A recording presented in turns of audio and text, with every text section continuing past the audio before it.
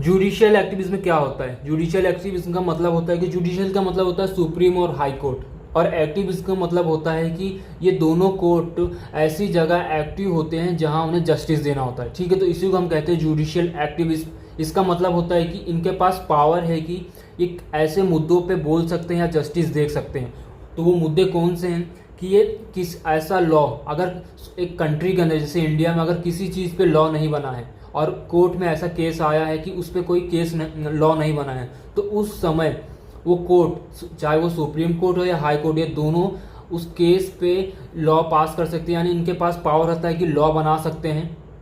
ठीक है, अगर कोई गैप है, जैसे कि अगर हाँ लॉ बनाया गया है, किसी चीज़ पे लॉ बनाया है लेकिन उसमें प्रॉपर डिटेल से हर एक क्लियरिटी में नहीं लिखा है, तो वहाँ पे गैप है, तो सुप्रीम कोर्ट और हाई कोर्ट के पास ये पावर है कि उस गैप को फुलफिल करें, यानी कि पूरा प्रॉपर तरीके से क्लियरिटी के साथ बताएं कि वो लॉ किसके लिए बना है, वो जो गैप रहता है लॉ के बीच में। ठीक है, थर्ड क्या है? फंडामेंटल राइट ऑफ सिटीजन्स, यानी कि इंडिया में जितने भी सिटीजन हैं उनके पास फंडामेंटल राइट्स है, right to protection, right to life, freedom, speech.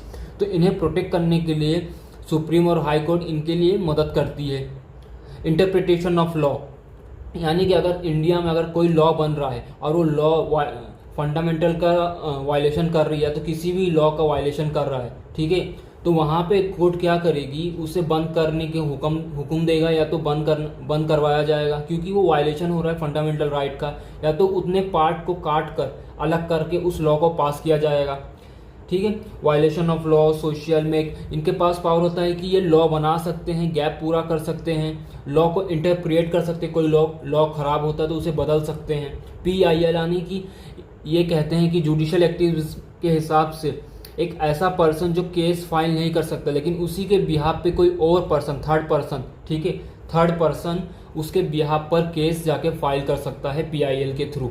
तो ये होता है जुडिशियल एक्टिविज्म। अगर आपको और डिटेल में देखना है तो मैंने वीडियो के नीचे लिंक दे दिया, आप जाके देख सकते हैं। चलो बाय।